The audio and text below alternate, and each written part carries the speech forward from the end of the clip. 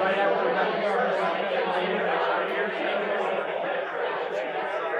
righty, folks. Thank you. Here we go. How do we turn this up? Your attention, please. The next bus leaves in 20 minutes. Hello. Courtesy focus on this lovely gentleman up here. All right. And the next person that gets caught talking has to tell the whole class what you're talking about. All right. Take it away, Gary. All right, we're going to find out. I'm not sure which one of these is volume, but okay, there we go. All right. Just a couple odds and ends, first of all. Just so everybody knows, after the talks, there will be a video setup outside in the corner here for anybody who wants to give a short little talk about a memory of Ken or anything. Separate individual videos for anybody who wants to be asked a question or relate a memory of Ken, and then this live stream of videos will be stored on the same site as any individual videos for people who want to, give some memories. So that's happening. There's a taco bar back there, and there's a gluten-free part of it. I don't know which part, so I want to make sure everybody don't want to get anybody confused on that. And I think that in terms of other, I don't know if there's any other announcement we need to make. But what I do want to say is that there are people here from all walks of Ken's in my life and all time periods. And I'm sure I'm going to miss some people, and I'm not going to name individuals, but I'd like to name some groups. Obviously, Ken's family is at this table here, his sister Alice. And my family is a long, truly it's our family, but you know what I mean. Are along here, this wall. On the other side of the yellow painting that Ken painted is Ken's very first recovery group, AA recovery group from 1991.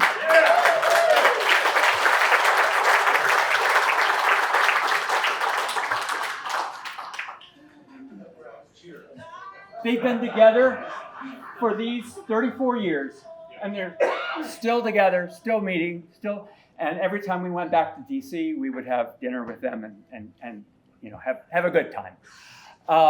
Beyond them is a group of faculty members from the College of Journalism and Mass Communications. And then, in the middle here, we've got our Saturday morning coffee group.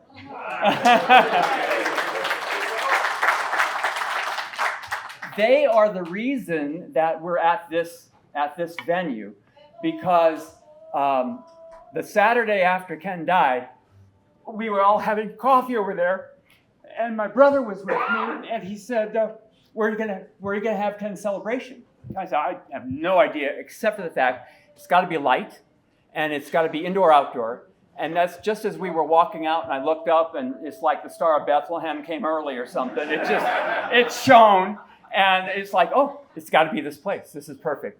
And my brother Denny said, as soon as we saw that, I knew that was going to be it. So that was our coffee group, and then we have a group of friends again along the bar, and in particular, there are two guys there with whom we regularly close down restaurants. So we go out, we eat, we close the restaurant, and they I think want to see us back, but I'm not absolutely certain. You're not real clear about that. Ken's niece and nephew are here, and that's Shelley and Holly. You're going to get called on anyway, so as well as my niece Julia and my niece Stephanie. And then friends from around Lincoln. Our first neighbors in Lincoln are here, and that was 15 years ago. Our current neighbors are here, and I must say, I don't know if you've had a chance to see it. There's a photo of a sandstone sort of memorial stone out there on the table that we just put there. They decided that they wanted to put our neighbors and HOA decided they wanted to put a memorial to Ken in the garden that he tended all the time. So we picked it out, and then they asked me, what do you want to say? And I worked for like 2 weeks on it, and I just figured, I'll choose a verb here, change a verb. Will I like it in a year? Would Ken like it? I have no idea. So I was really frustrated, and I got really angry one day with me, and I just yelled out, Ken, help me. About 20 minutes later, in popped the phrase, Ken Mason, he made life more beautiful. And that will be in the garden, but it has the multiple meanings that I wanted it to have. And it was obviously what he wanted, because it wasn't the phrase I chose. I wasn't working on that one. So, and it is so wonderful to see all of you here. And so, and our Miami family. There's our Miami family. Yes, thank you. And and he'll be introduced as a speaker, as will our Seattle family when he speaks and talks about Ken. I'm thrilled to see you all here. It's a room of love, and I appreciate it, love it. And Ken would be amazed that there are so many people here. He would not understand why you're here. He would want to know who it was for, and he'd want to be here at the party. And he is. Thank you, and he is. And my Aunt Mary said he is. And that is so true. And the more I thought about it, I realized that I think the best thing we all could do is remember why Ken touched us and how Ken touched us. He was loving, he was caring, empathetic. He was the purest soul I know, the kindest person. And to him, acting that way was not acting the way he thought people should act. He was just being Ken. And now it is the way people should act, and he would be surprised that they didn't, but he was just being Ken. And so I have tried to resolve, and I'll ask all of you to do the same. In your lives, give everybody you come into contact with a second chance, another second or two, a little more thought, a little more empathy, a little more consideration. Because when you do that, Ken will be with you, and he'll be with all of us. So that will be his legacy. But the legacy started 45 years ago yesterday. We met 45 years ago yesterday on a golf course, which everybody who knows me knows that's a ridiculous statement. But it was on a golf course in which I was doing a 10K race, which makes this all the more improbable. But what you've got to realize is there must be something about karma or kismet or higher power or God, because if our timing had been off by a minute or two, we might not have met that day. But we have been together almost 45 years from the first day that we spoke. I had seen him around town, DeKalb, Illinois, about 2 or 3 weeks before that. And I thought, well, there's someone I want to know. And I was teaching a class at Northern Illinois University in newspaper production. And the students had to do everything, write the stories, take the pictures, contract with the printer, and publish a newspaper. And they needed $800 to give to the printer. So they decided to do a charity run in the Sycamore Pumpkin Festival 10K race, annual race in Sycamore. And the students all pledged, got others to pledge for every kilometer they finished, they got some money. So I was like, oh, crap. If you guys are all doing it, I'll do it too. Well, shouldn't have. Well, I guess I should have, because I met Ken.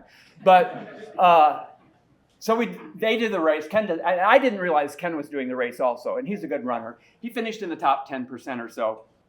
And one of the pictures out there on the board is a picture of the golf course where we met. And he assumed that the race must be over because the last runners came in 20 minutes ago, and it couldn't be anybody else. So his nephew, Holly, was a spotter in that race, standing in the golf course, telling the runners to, turn here, go this way. And just as I was coming around him, Ken was coming to pick him up and take him home because it had started to snow. And this is 8:30, 9 o'clock in the morning on October 25th. It started to snow, and Ken is standing at the edge of the golf course making this motion, and that's right when I turned. I was like, well, he's talking to me. Why wouldn't he be? And so I stopped the race and never finished, and Ken was trapped for the next 45 years.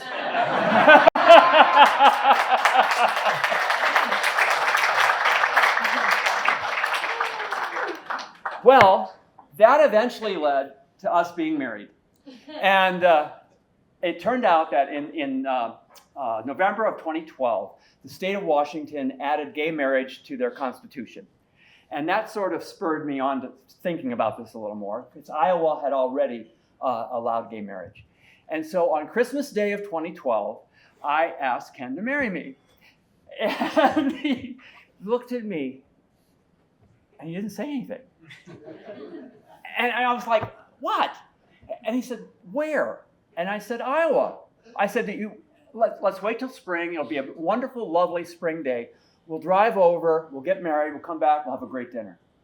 And he said, do you think I'm having my honeymoon in a Red Roof Inn off the highway? You're crazy. So I said, okay, well then what about the state of Washington? We have a dear friend that I used to work with at USA Today who's become an officiant. We could go to Seattle and get married there. He goes, yeah, fine, but before I say yes, where's the honeymoon? And I said, let's take the Alaska cruise that leaves from Seattle.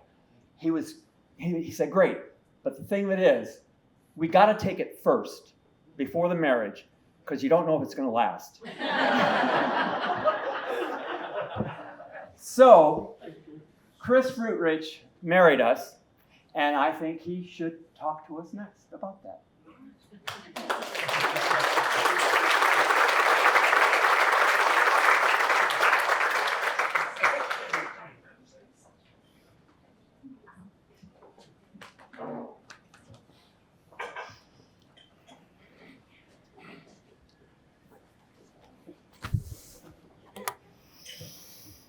Namaste, my friends. For those of you who are not quite familiar with that expression, it's an ancient Hindi greeting which has many, many meanings.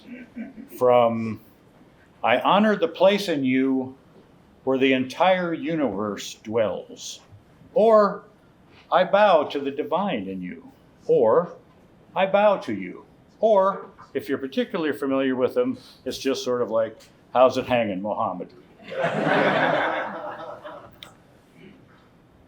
Now, there may be a few of you out there who are, I can see some faces already that are a little concerned. Why is this bulbous man from the Northwest telling us about Hindi traditions? I'm going to tell you now. What the hell? There's another meaning of Namaste, which goes, the light in me celebrates the light in you. And if you saw that expression in a phrase book, it would be accompanied by this picture.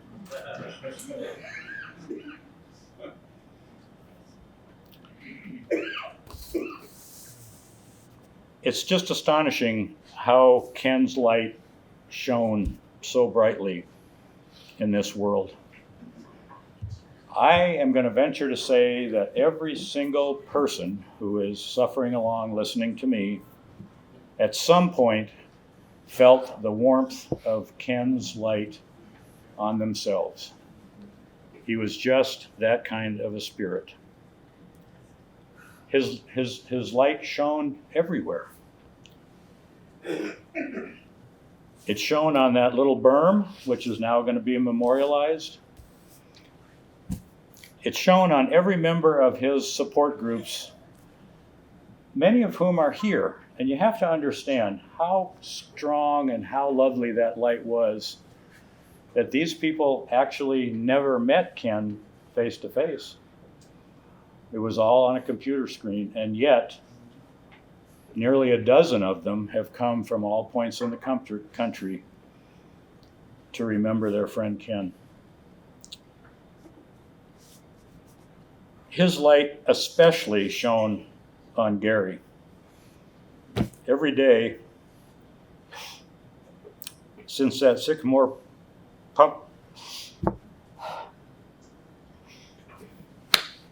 Pumpkin Festival, 10K, 45 years ago, it was an extreme honor for me to have married them. And I will tell anybody, including some of my MAGA neighbors, that this was one of the most powerful, most devoted marriages I've ever seen, bar none. But you know, Ken also, in addition to emitting this fabulous light, Ken also looked for the light in all of us. And he did it over and over. He saw and felt the love from all of his family and friends. He supported our aspirations, and he reveled in our success. And I want to give you one classic example. We visited Ken and Gary in June, just 2 weeks before Ken passed. And I looked at Ken's montages, collages that he put together after various trips. And I thought about it. I like to try a little creative thing here now and again. And I said to Ken, you know what? That has given me great inspiration. I think maybe I'm going to try to do something to remember this trip by. So we went off on our tour of Lincoln, and we went to the Quilt Museum and the Art Museum. And I made him take me to the bookstore so I could buy a Nebraska t-shirt. And all the time, Ken would be with us, and then all of a sudden he'd be darting off somewhere else. And while he was doing this, he was thinking about Chris's collage. And wouldn't this be a nice thing for his light? Well, the morning we were getting ready to leave, drive up to Omaha and get the plane, I walked up to the breakfast table, and there, laid out like a Chamber of Commerce advertisement, were napkins, brochures, maps, everything that I would need to put one of these things together. So Ken, my friend,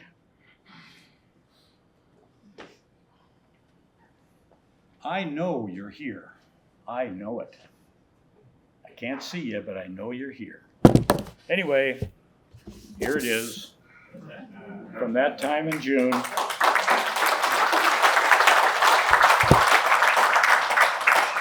I'm only sorry I wasn't able to hand it to you in person. Hold it up a little bit more so you can see it. We'll put it somewhere where you can get at it. Or you can pass it around. Or you can go, what the hell was he thinking? Oh, beautiful. Anyway, I guess what I need to say is Ken's light remains with us all. Teresa and I, we love you, my friend, and we're going to miss you terribly.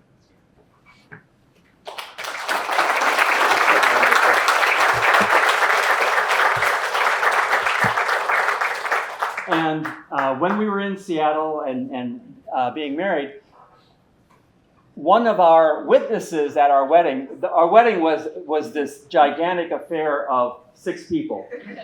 We had Chris and his wife, Teresa, and Teresa and Ken fixed our salmon dinner for that evening. Chris married us.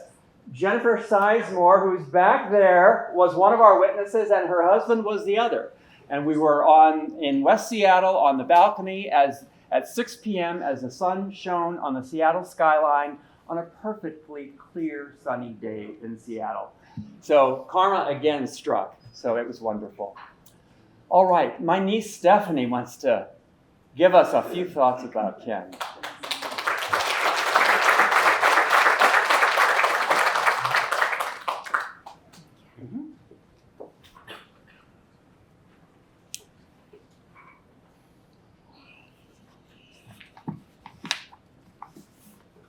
That'll make you smile. That'll make you smile when you see that.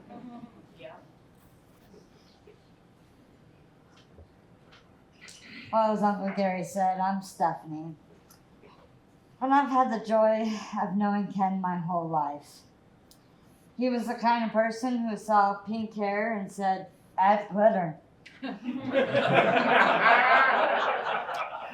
Ken didn't just accept the creativity, he celebrated it. He made sure I knew that being myself was more than okay. It was beautiful, just like he did for everyone that knew him. To me, he wasn't just family. He was also my creative outlet. What I mean by that is I could be my true, quirky, imaginative self around him. Yet he taught me balance in all aspects of life, whether it was in art, creativity, or just day-to-day thinking and living. He had a way of showing me how to keep things real and grounded, but still full of color. Ken knew and always encouraged me to create and trust my instincts and follow my instincts. He told me not to worry so much about whether something was perfect, especially in the kitchen. He taught me that cooking didn't have to follow a recipe. It could just come from the heart. Try it. See what happens. Enjoy the process. Those were his words. Now baking, that was a different story. You know, there's rules involved in baking. But again, he showed me a way to bend the rules, add my own twist, make it something special. That was our thing every summer of my childhood, brownies. And even in baking, he taught me balance, knowing when to follow the rules and let creativity guide you. A simple memory, but one that taught me joy, creativity, and love. My husband and I wanted to honor that spirit of creativity and joy, so we made a tribute for him. A collection of 4 memorial frames. Each one tells a little story, and each piece carries something of Ken's spark. The first frame is called Rustic Hearts. It reflects some of the earlier years, showing his creativity and love that started his life with Uncle Gary. The second frame is called Mason. It holds a collection of Starbucks cards from all the places he visited, along with quilt-like squares inspired by his love for the Quilt Museum. It represents his journeys, his passions, and the treasures he shared with people around him. The third frame is called So They Know We're Gay. It also holds the many expressions of Ken, and this one comes with a story that still makes me laugh and giggle today. You see, my uncles have this mailbox, and Ken decided to cover the whole entire post with mirrored pieces and beautiful crystal rods hanging down.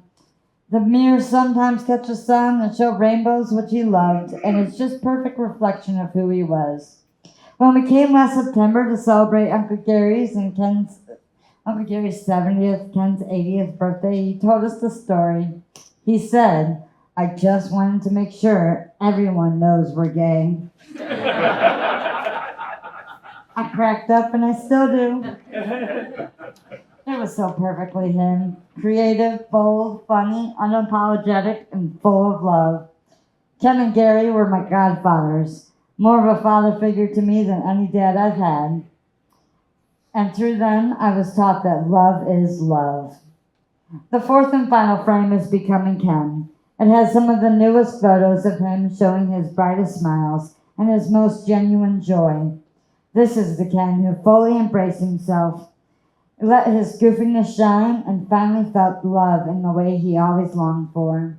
It represents growth, acceptance, and the happiness he found in his later years. Each of these frames tells a part of Ken's story. The laughter, the love, the creativity, and the heart he shared with everyone lucky enough to know him. They are a celebration of a life that taught us how to go after what we want, to embrace joy, to trust ourselves, and to just try. While my heart feels heavy today, I know Ken would tell me to smile, to remember the good times, to laugh at the silly ones, and keep doing what makes you feel full. Ken's light, humor, and love will always be a part of me, and I know that's true for everyone that had the privilege of knowing him. Thank you.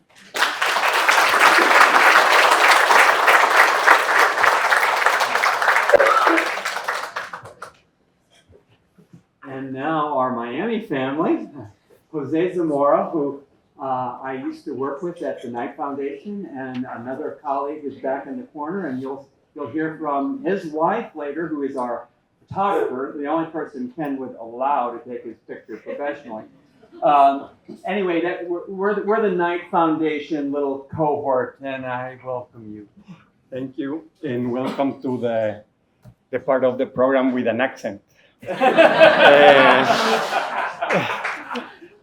When I first met Gary and began working with him, I had no idea he would give my family and me one of the greatest gifts of our lives. He gave us Ken. Nearly 20 years ago in Miami, this is lovely but really hard. Nearly 20 years ago in Miami, Ken and Gary became our chosen family. Uncles and grandparents, depending on who you ask, to our children, and best friends to my wife, Maria. Ken entered our lives with thoughtfulness, kindness, wisdom, and wit. He showed up as a friend to lean on, an ear to truly listen, a gentle guide, sometimes a dog whisperer. He always was a chef, a pastry chef, an artist, a Christmas tree decorator, a letter to the editor-writer, and an auto enthusiast, as well as a loving uncle to our children. And always, he was a gardener. He always was a gardener, planting, tending, and helping things bloom wherever he lived. In Miami, he cared for the most beautiful orchids I have ever seen. In truth, he did the same thing with us. He nurtured us, he believed in us, and cheered for us to blossom. I love Ken deeply. Our family is profoundly grateful that our paths crossed. Though he's no longer here physically, he's not gone. I can still hear his voice every day, offering advice, making me laugh, explaining how to make jalapeno ice cream,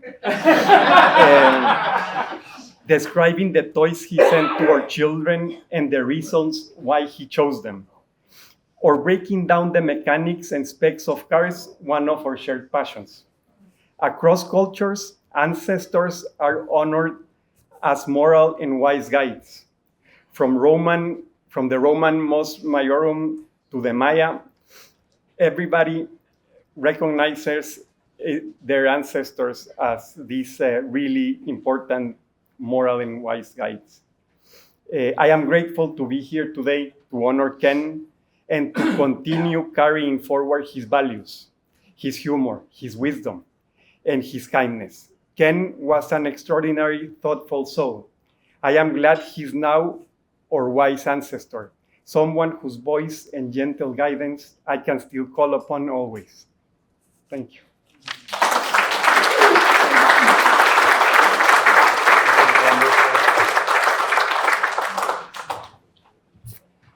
And my cousin, Patty Tate, who we're going to let her cry as she comes up here, so she doesn't have to cry. These guys are hard acts to follow. I'm no public speaker, and I don't know why you asked, but thank you. Because you're sweet.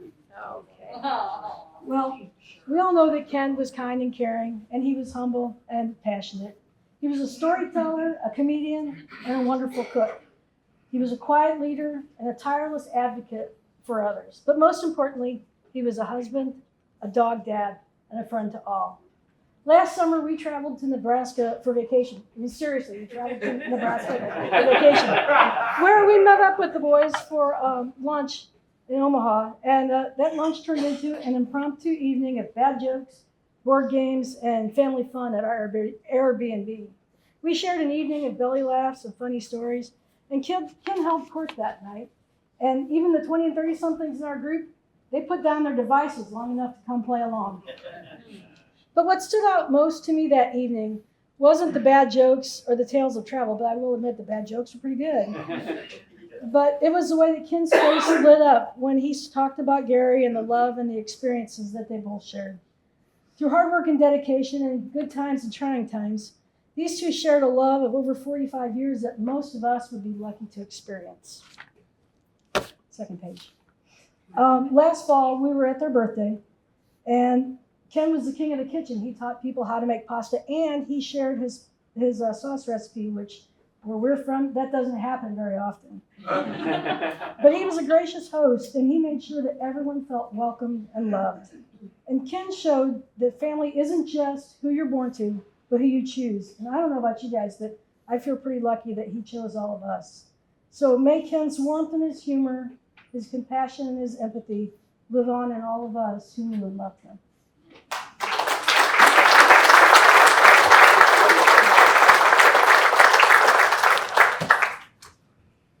And now, one of our neighbors, Jared Sylvie, is going to talk to us. But the way Jared got to know Ken was because our dogs got to know each other out in the backyard, and basically our dogs introduced us to Jared. Darn dogs. Yeah. Darn dogs.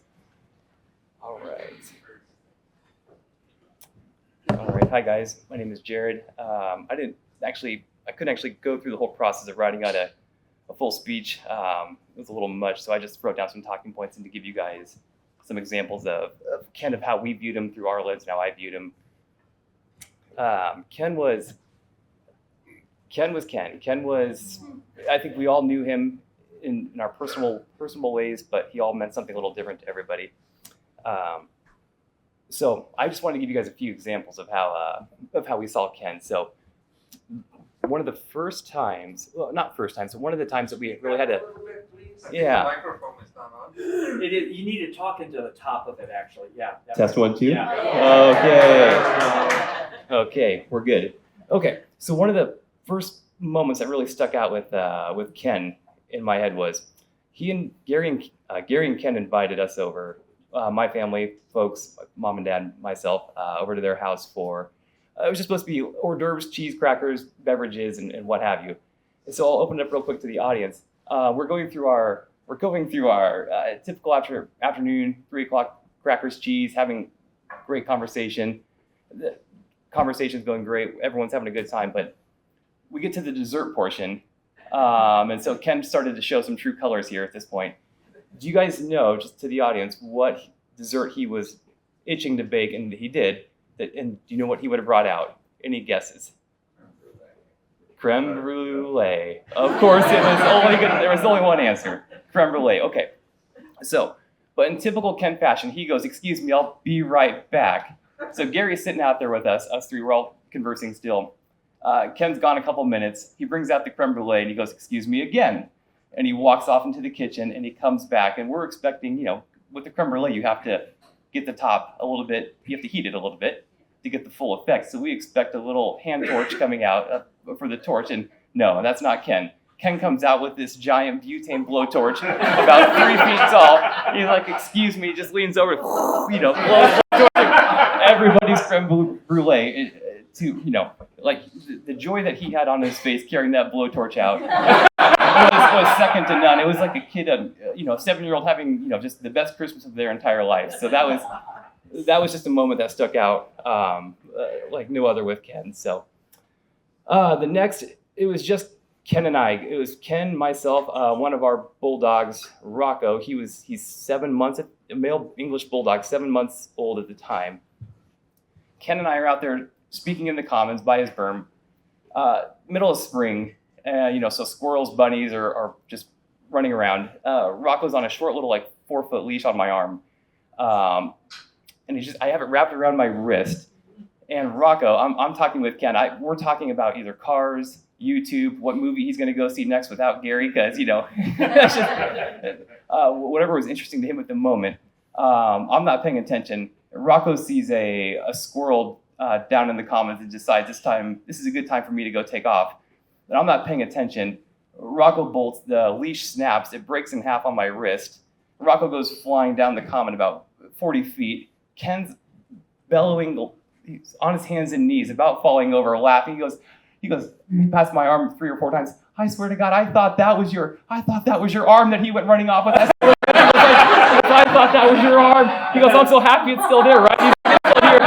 And there's Rocco still, and on my wrist, there's just a little dangling bit of leash. That's all that's left. And so about a week later, I think we come over, and I still have that leash, and I'm holding it, and I brought, showed you the remnants of it just to prove it, and that's where we had a pretty good conversation on that. So, again, in true Ken fashion, just thought it was the funniest damn thing he'd seen all day. So, nonetheless, another moment was we let the dogs out quite a bit in the commons. Again, that's how we came to know Ken and Gary, just through them, through Dot and Dash, through our dogs.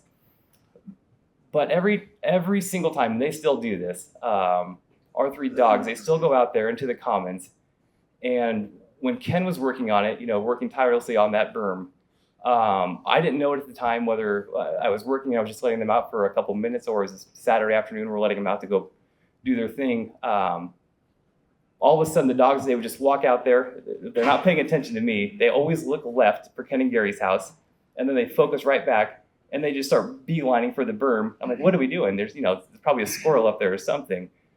Nope, sure enough, all of a sudden, like a meerkat, you see this guy in a white beater just pop up, and the dogs, he's like, oh, my babies, they're right, and the dogs all frolic, and they jump on him, and, he's like, I don't have any treats, and it didn't matter. He was the one human that they could interact with where you didn't have to have treats, where they would just go running up to. So Ken and those guys, they had a special bond. So Gary, you mentioned prior, with closing down restaurants, we've gone out to dinner with you and Ken multiple times, and I can't think of the one time where we haven't closed out a restaurant. It just seemed to be in the nature of Ken and Gary and how they operated, and you just have such great conversation. They're so easy to speak with and to have a fluid flowing conversation about any sort of topic. However, Gary, whenever we were talking outside in the commons or whether we were at dinner, especially if we were out in the commons, if it was just you, me, and Ken, the second the P word got brought up, politics, you'd see Ken go, nope, nope, nope, and be like, this is on you guys. And he would just do a 360 or do a 180 and just turn around and be like, that's all on you guys. I'm not talking politics. It wasn't that Ken didn't want to hear about it. Understandably so. And always gave us a hard time about, going down the political avenue. And so that was just Ken. The last few here were just one of my favorites. And I think this just spoke volumes to Ken. I'd always joke, like, if anything ever happened to me, I was like, my dogs are gonna want to live with Ken and Gary, more than anything. That's where they're going. And so one of the very first times that Ken and Gary had their gate open in their backyard, my boxer, their gate was open in the backyard. The boxer knew it, so she just weaseled her way through the gate, went flying up the steps, and your back patio door is over. The patio is always open. And all of a sudden you hear, what the hell is this? There's a damn boxer in the house. Call animal control. And of course, he was being, he was joking, have a good time. But Ray would always go hunt him down, find him, and he'd have the best time for him. And he would just, snuggle him, love him. They were the whole reason that she was going into that house was just to go find him. I was like, that would not happen with 9 out of 10 neighbors in that moment. So where he was welcoming to it, they would just actively go hunt for for Ken in the house, as you call him, the big dog. Yeah. He's the big dog. Yep. And so last two here are just, I think we all know that Ken liked to have a good party, but he also wanted to make sure everybody else had a good party as well. Everyone else was enjoying the scene and situation. So the 4th of July was one thing where Ken really shined. We would have block parties in our cul-de-sac. Ken and Gary were always invited. And of course, Ken could not show up empty-handed. And so he would bring over a wagon full of treats and goodies for little kids. So whether it be chalk, glow-in-the-dark necklaces, squirt guns, of course, for the kids, so the kids could go terrorize each other with their parents, watching on in amazement. Ken was just very thoughtful, very, very grounded, and wanted everybody else to have a good time. So, and so after Ken had passed away, I was talking with you, Mom, and one thing we were just sitting there, we were speaking about Ken, and I'll close it with this.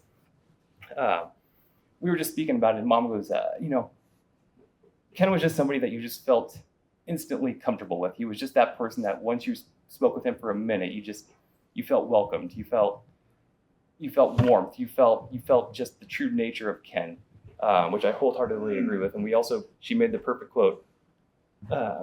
We meet a lot of people in life. We forget most of those people, but once you meet Ken, you never forget Ken. So, to Ken.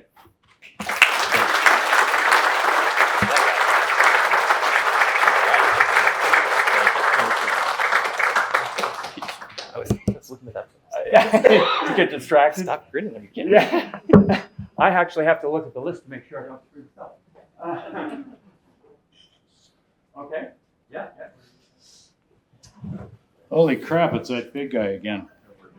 Listen, I promised Ken's sister Alice that I would say a quotation that resonates with her. And basically it's just, grief is only love with nowhere to go. So let's hold that in our heart and remember that it's love, not all grief. Thank you. And now, Joan Grady, the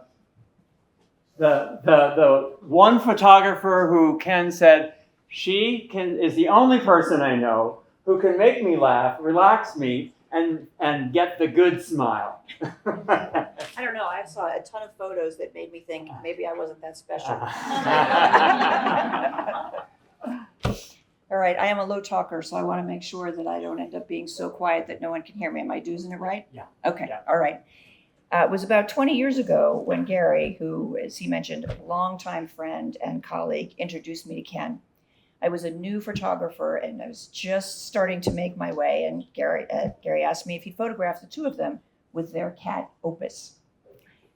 Gary might tell you that Ken felt a connection with me from that first meeting. He might be very poetic and say something about how the camera created a comfortable space between us, allowing for something deeply personal to be revealed in the experience and in the resulting images. But it was something very different for me, actually. It's really rare that I meet someone where the quality of their soul is palpable. And that's what I found in Ken. And based on hearing everyone else speak, it sounds like I was not the only one. Of course, I was drawn to his warmth, to his great sense of humor, and to his gentle smile. That instant connection was mutual. Over the years, Gary and Ken moved around a whole bunch, which meant that there really were only a few dinners, a lunch or two, and the occasional text exchange. But even with the distance, the thread that connected us never frayed. So I have no glass, unfortunately. I've missed my prop, but please join me in toasting the life of a truly beautiful soul. For anybody who does have a drink, since I don't have one.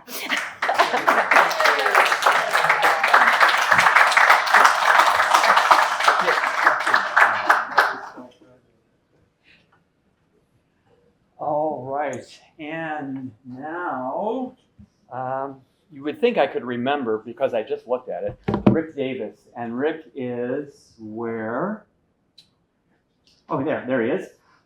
Rick is I don't know your exact title, but he's roughly the head of ANCAN, Answer Cancer, the group that Ken found online, and so many of the group are right here in this area, and they have traveled from across the country to, in addition to being in their online groups, they're now meeting each other sometimes for the first time. Thank you, Rick. Thank you. So, am I holding the microphone Yes. close enough? Everybody can hear me. Yeah. There's another accent over here, commonly known as the Limey, frequently known as the Limey. Yes, I met Ken through a support group that John Teisberg, who's sitting over here, and myself were involved in many years ago. I think it was around 2013, 2012, 2013 that we first started working with Ken in a cancer group. And he rapidly became a very important part of my life. I honestly don't know who else could have been so, and here's a word that I found this morning, for those of you journalists here, contumelious. Anybody heard that word before? Contumelious? Well, it means insolent and insulting. And to know Ken was to love him. To know Ken was to love him. And he was a real live Rodney Dangerfield. He did not care what he said, to who he said it to, when he said it. He would always tell people openly in these meetings, and sometimes we'd have 20, 30 people, that my big problem was, and he respected me for this, that I had no patience for fools. He loved to tell people that I had no patience for fools. God bless him. Another amusing another amusing aspect of Ken, and I thought I was the only one, and until another one of our Ankanners who's sitting out here, Howard Walensky, compared notes with me after we lost Ken, was that he would send these lengthy, rambling letters as to how we could do things better. And I always thought, oh, he probably showed this to Gary, and Gary just rolled his eyes and said, get on with it, get on, you got to do what you got to do. You know? The problem was, whilst they had great intention, they were totally impractical. And he had sort of lost track of the reality. So, I truly love this man. Like I say, I knew him from 2013, met him for the first time, I think it was in 2016 or 17, when he sprawled himself in front of John's contraption in PCRI. And whenever he would come to a meeting, he couldn't leave without telling a joke. Oh, no. Oh, yes. And it was always a bad joke. I don't know that Ken knew any good jokes, so I thought there is long bad jokes, you're right, and we'd all be waiting that. So I thought, I cannot stand up at a tribute to Ken and not tell a bad joke. And I am actually quite surprised that no one else has done it before. There was a mention of bad jokes, but no one else has told a bad joke yet. So I'm going to tell one of my favorite bad jokes. It's not very long, but it always, when I think of this, it's not a Ken joke, but when I think of this joke, it does make me think of Ken, only because it starts off, a man walked into a bar. And how many times have you who know Ken heard him start off with a joke, a man walks into a bar? So a man walks into a bar, and there's a fella playing the piano. And he's got a monkey dancing along the top of the piano. So this guy goes in, and he goes up to the bar, and he buys a beer, and he walks over to the piano, and he puts his beer on top of the piano. and the monkey walks over and he pisses in the guy's beer. So the guy looks at the pinners, he says, he says that your monkey, he says, do you know your monkey just pissed in my beer? The guy says, no, but if you hum it, I think I can play it.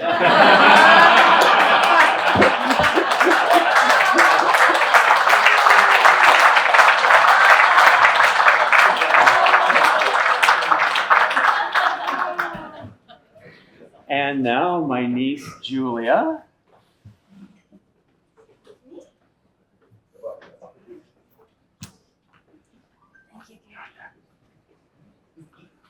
Whew. Hello, everybody. My name's Julia. I'm one of Ken and Gary's nieces.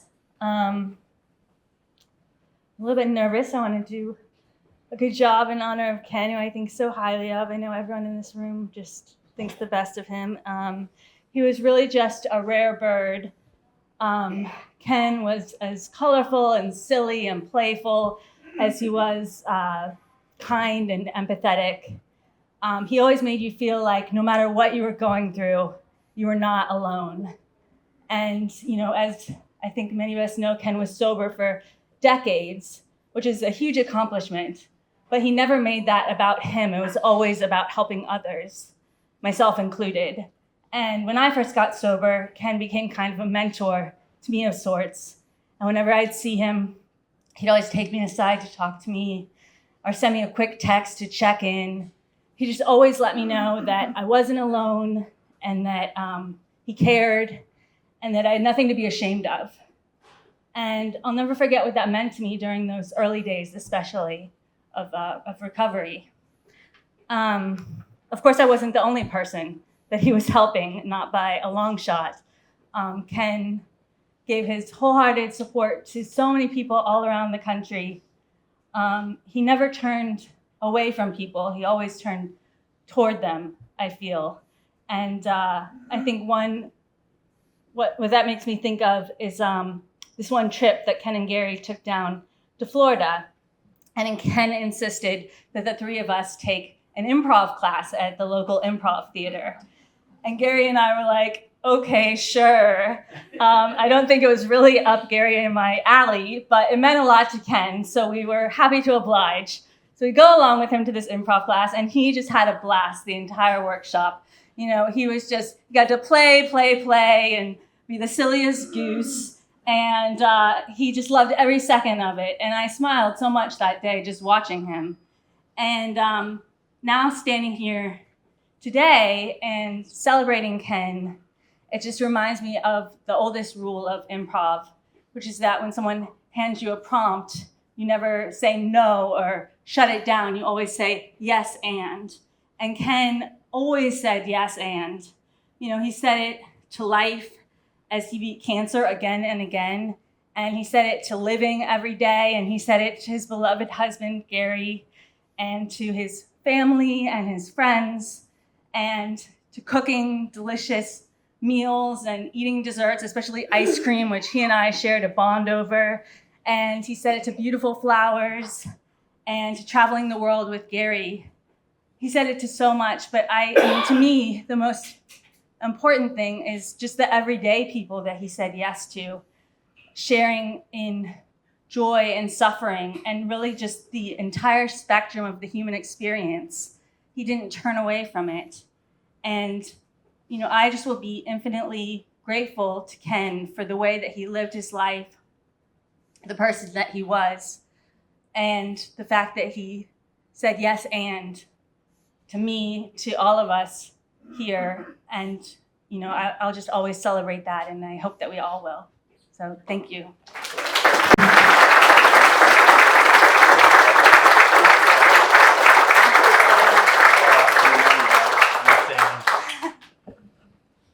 And now, one of the partners with whom we shut down restaurants, Brian Samani Sprunk, who I think he'll probably tell you, but Ken and he first met when he was managing the Starbucks. One of them, even before that. He'll correct that.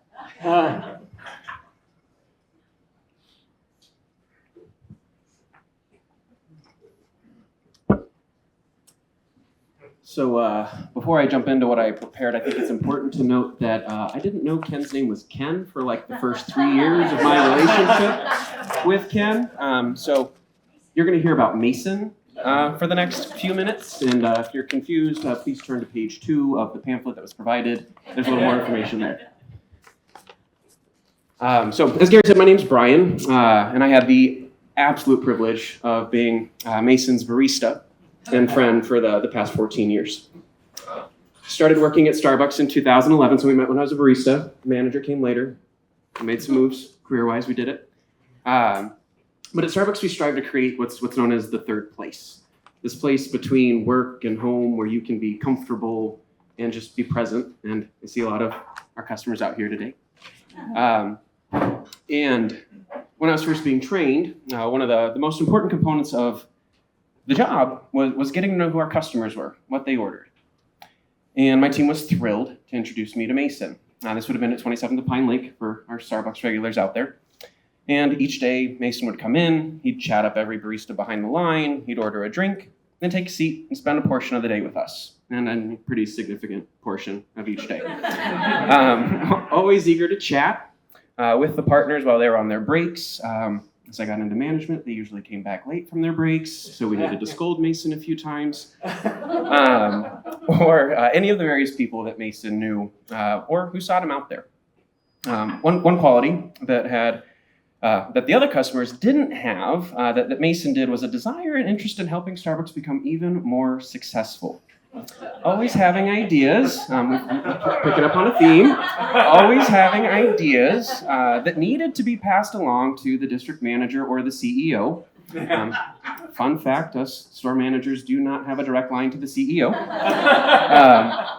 But every day he'd have an idea, he'd share an idea, and he certainly built himself a reputation with my district manager at the time. So our relationship continued to grow after I was transferred to and later became the manager of the downtown location, where I was introduced to what I knew as the Sunday Coffee Club. Apparently it's Saturday Coffee Group, some combination. But these lovely individuals that are here today that would come in for coffee, conversation, and homemade breakfast, which also probably wasn't allowed, but Lance had a really good breakfast casserole that I still do not have the recipe for. Anyways, and while I was able to build relationships with each of those individuals, Mason and I's relationship always stood out to me. As a young queer individual, seeing somebody like Mason was aspiring in Lincoln, Nebraska. And so we learned more and more about each other. We became more comfortable. Our true sassy colors began coming out. And conversations now started with a warm, "Hey, Bri," as Mason approached the register, and then developed into a slew of always endearing jokes, jabs, "you old curmudgeons," and "you little shits." Eventually, I was introduced to Gary, and my first memory of Gary is his coffee order, tall, blonde, black coffee. And it complimented Mason perfectly, who typically ordered something that required too many steps and too many flavors with extra pumps, and a few extra trips up to the counter for refills and additional beverages. Thank you, Gary, for the job security. I'm almost positive my first words to Gary were, "It's nice to meet you. I do not know how you put up with Mason all the time." Which was met with a, "Yeah, I don't really know either," and laughs all around. This relationship, this newfound jokes, jabs, "you old curmudgeons, you little shits," carried over for the better part of 6 years as I jumped from one store to the next, growing my career. And Mason continued to surprise me with his ability to show up with things that I had to figure out how to respond to, such as gift cards from every city he ever went to, stolen stacks of about 20 or 30 because every barista needed the opportunity to know what a gift card from Washington, D.C. looked like. If you take a look at Mason in the foyer out there, you'll pick up on what I'm putting down here. But also bracelets, stickers, tattoos, and then eventually scratch-off tickets, which as a manager, when you hire 16 to 20-year-olds, is a little bit conflicting. Are you supposed to let them gamble? Are you supposed to walk away? I don't really know. We looked the other way. It's fine. It's fine.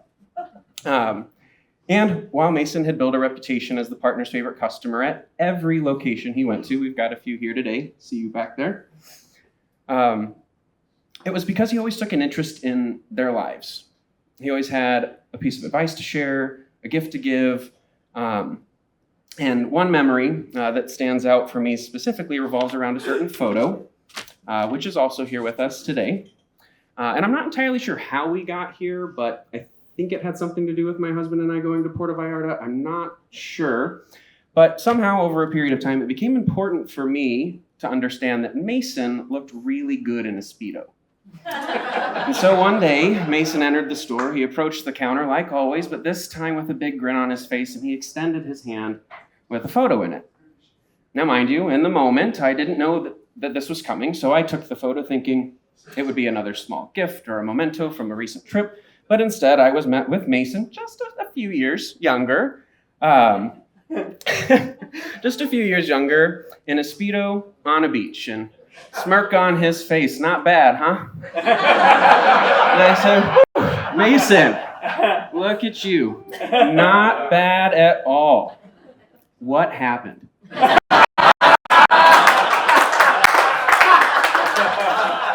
And so I got that same grin that I always got when I got a jab to land, and I earned myself another little shit that day.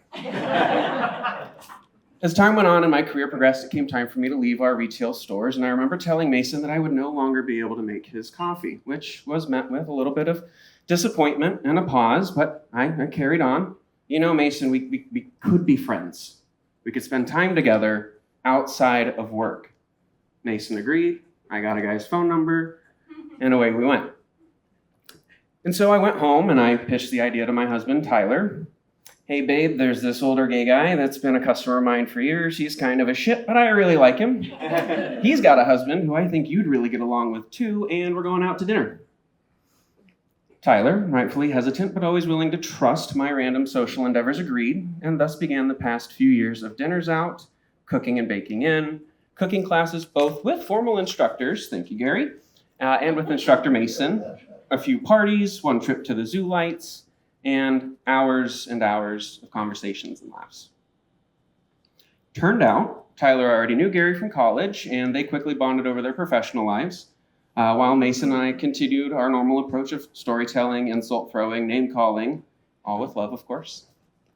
And we had never had a dinner, as you've heard already, that we did not close down a restaurant, a conversation that did not erupt in laughter at least once, or a story to share that went untold. Because of Mason, I learned how to make croissants and creme brulee. Sorry for not jumping the gun on yelling that one out sooner. I knew the answer. And I learned on that same kerosene torch that was ridiculously too big. I now have one, by the way, gifted by Mason. And most importantly, every evening, every encounter ended with a hug, this was so lovely, when should we do this again?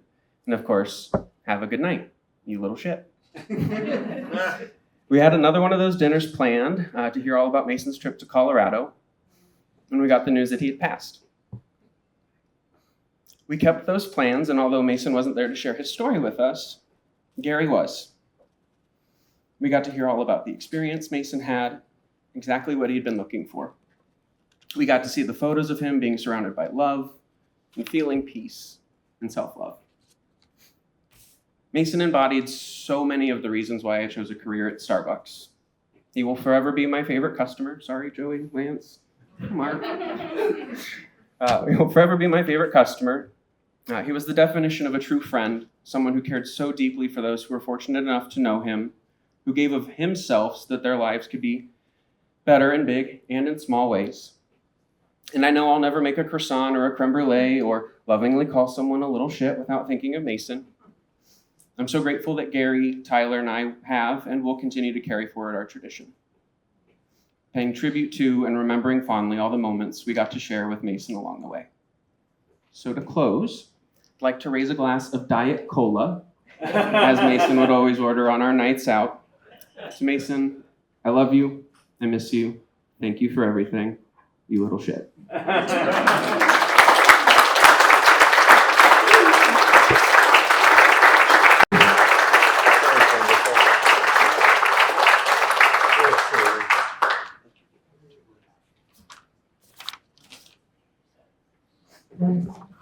Thank you all for being so patient. I'm loving the stories. We are too. And now my cousin Lisa. Oh yeah. Who, by the way, designed and published the brochure, what do you call it? The program, anyway. The printout. The printout, yeah. I did not write it. Gary wrote it. I just made it look pretty. Okay, give me a second. I got to put on my glasses. I was really happy when Stephanie put on glasses because she's a lot younger than me, so I don't feel so bad now. All right, well, I was going to start with welcoming everybody, but, we've all been welcomed. But I did want to welcome everybody to celebrate Ken's life, a life well lived, and clearly by the outpouring of all of you, well loved.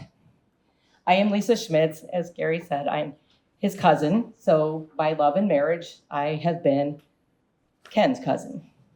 And yesterday was the anniversary of the day he and Gary met at the 10K Pumpkin Festival run in Sycamore. And for those of you like me, I had to do the math. It's 45 years. Couldn't do that in my head. But as you know, I'm a graphic designer, not a mathematician. So you may have known him as Ken or as Mason, but whether he was your husband, your brother-in-law, uncle, cousin, friend, mentor, his life had an impact on you and who you are today. And today we gather to honor him in his memory. When Gary asked if I would say a few words about Ken, I was touched and honored, and I quickly said yes. And then the reality of it hit me, and I thought, oh shit, I've just agreed to talk about one of the most articulate and well-spoken humans ever. How can I do this justice? What can I say about someone so complex, kind, outspoken, funny, and loving in just a few minutes? I worried that no matter what I said, it wouldn't be enough. But then I realized Ken wouldn't look at it that way because he found good in everyone. And I think there might be a few politicians that would be the exception, but we won't go there.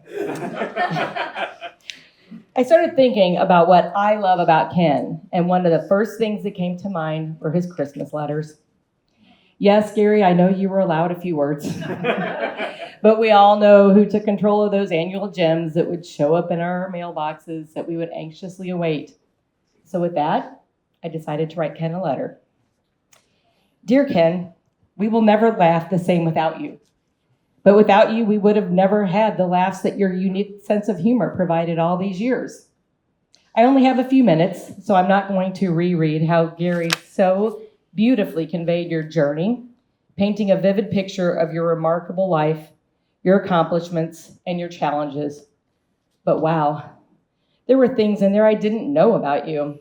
I'm sorry I didn't, because I would have loved to have talked to you about being an accomplished ketoist, or how you fought to be part of the prostate cancer study and treatment group at NIH. I've enjoyed reading the entries on your memorial page. It has to feel good to know how your friends and family recognize you in so many great ways, with words like enthralling, empathetic, caring, warm, funny, exceptional, thoughtful, generous, and compassionate. But I also imagine you've gotten a kick out of some of the more comical comments of being a true curmudgeon, a rascal, a rare bird, a lit sparkler shooting off beams of joy, and the constant comments about your bad jokes. But here we are today, each one of us with our own special memories, grieving in our own ways. And yes, it is strange, because I've always known you as Ken and Gary, or Gary and Ken, and it's weird to not have you here. Your love and marriage to Gary is a reminder that a partnership is about showing up every single day with love and patience and humor. That love you have for Gary extended way beyond your marriage, though. You touched so many lives and gave your love freely. I'm sure your Starbucks, and Can, Reluctant Brotherhood, and AA friends are missing your care, concern, and support, along with your terrible jokes and shaggy dog stories. I hope the Christmas letters will continue with Gary's journalistic eloquence mixed with his own sense of humor. Gary tells me your friends are keeping him close, and we will too.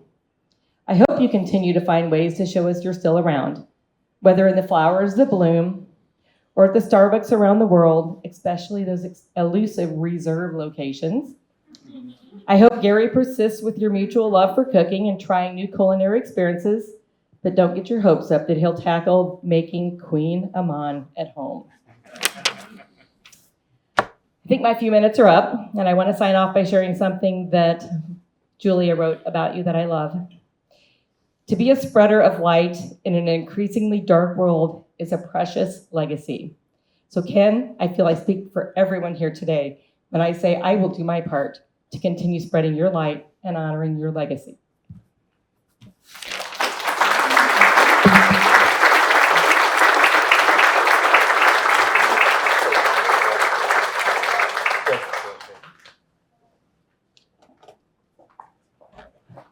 And now one of the guys who's known Ken for 34 years in their first recovery group, Irving Machen. Thank you.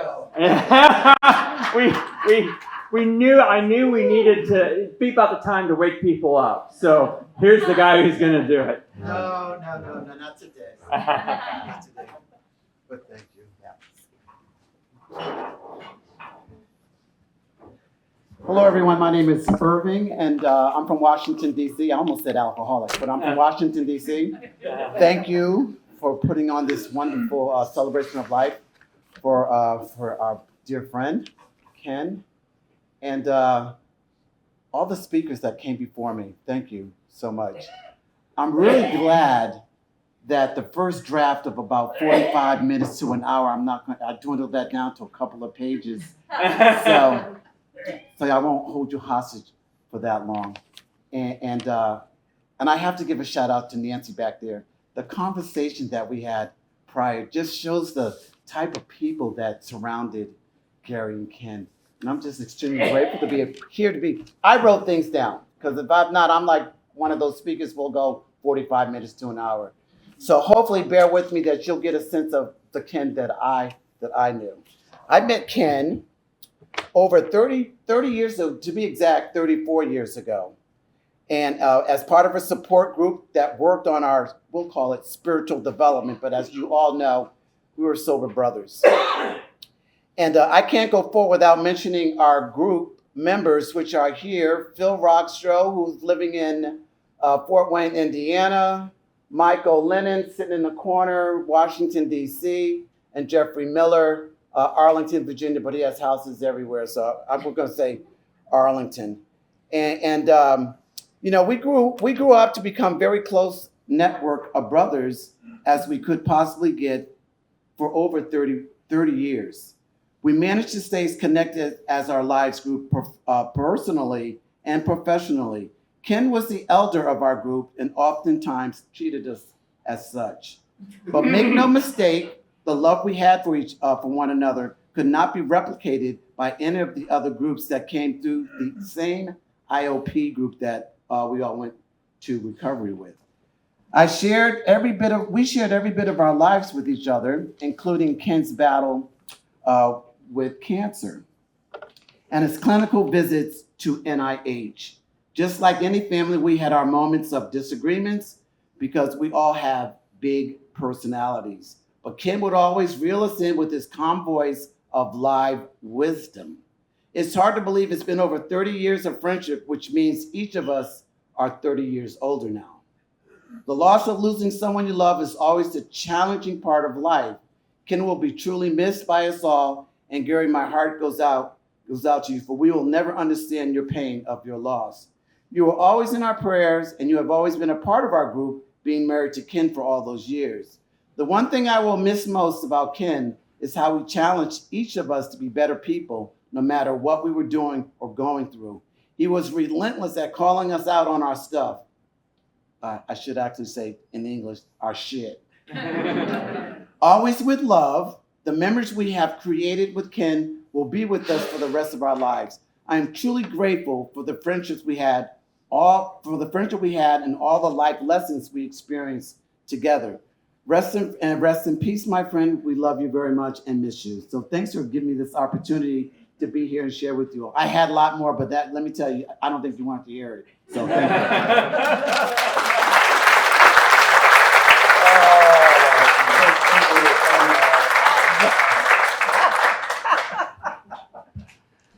Alrighty, and just a reminder, these are all archived at kenneth-mason.com. So this whole live stream will be archived there. Is there anyone, it's open mic time. Is there anyone who wants to say something? And there is. Okay. I'm a no lister. Yeah, and yeah, that's okay. This is his online group. Yes, I am part of that.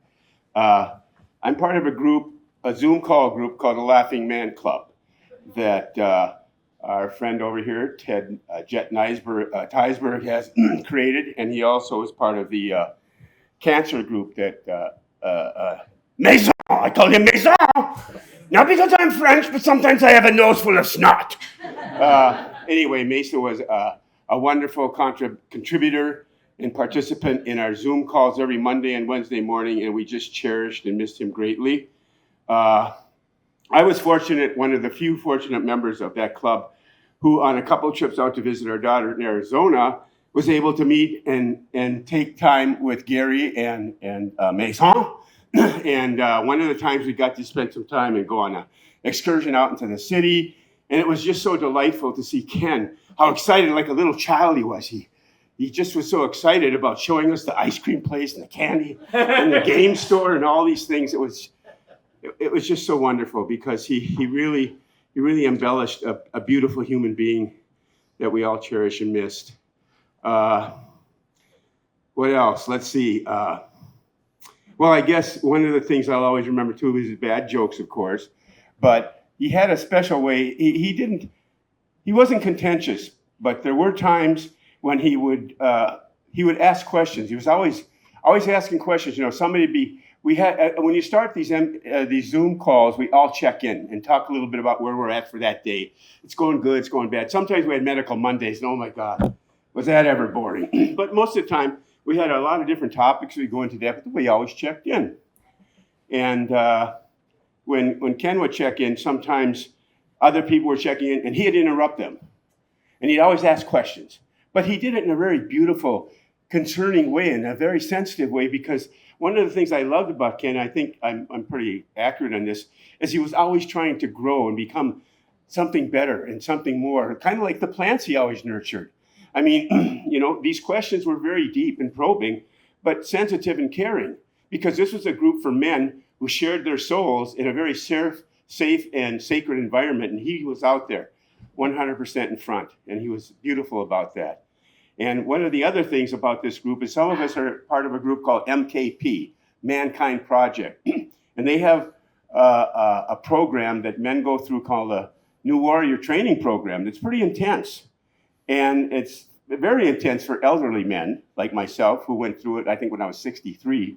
But Ken went through it just a couple of years ago, because I think that was part of the representation of who he was as this man who's always growing and learning and wanting to become more and deal with all different aspects of his life. He was such a full human being.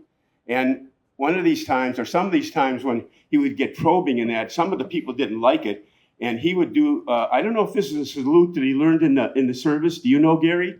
He would do this. So I don't know where he learned that salute, but he would do that in a very kind and generous and gentle way.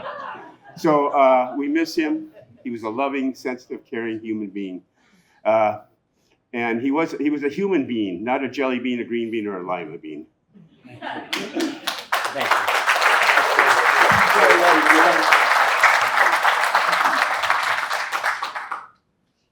Howard.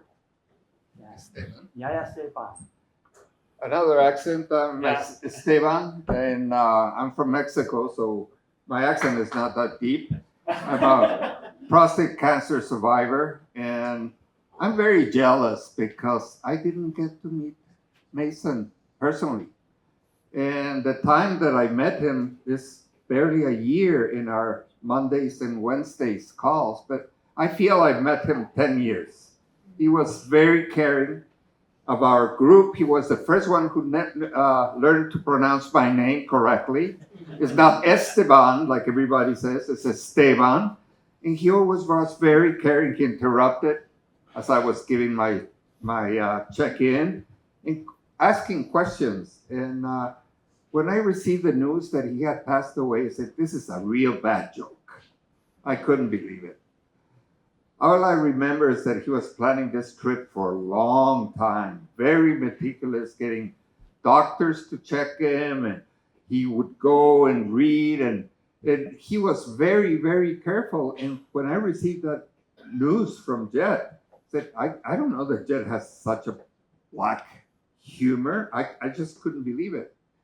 And it really affected me. And I'm jealous because most of you met him for a long time and in person, and I wish I had.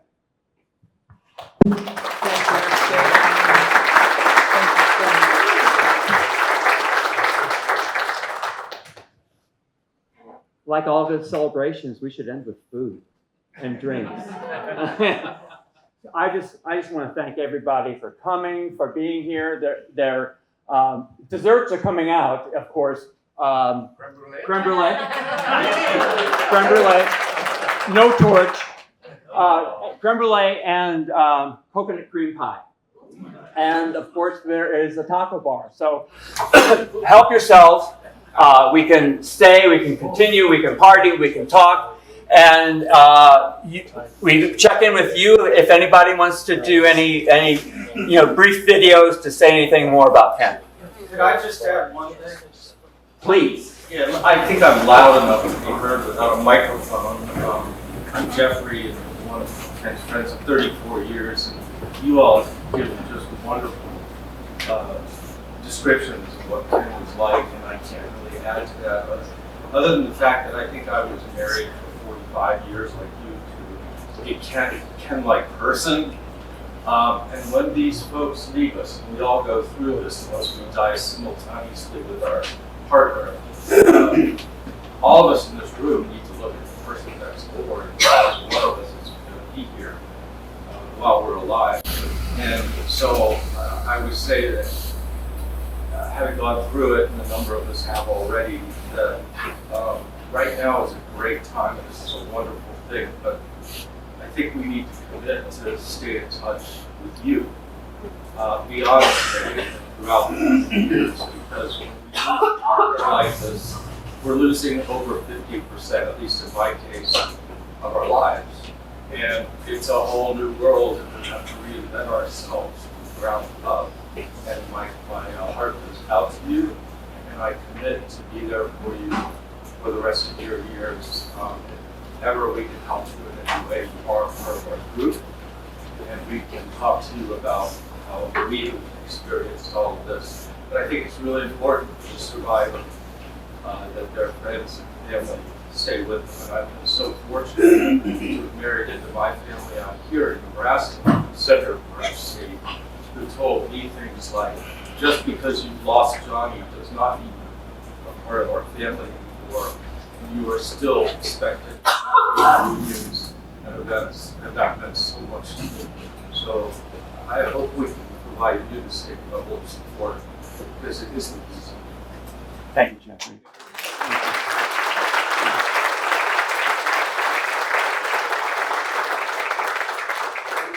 You all are making me verklempt.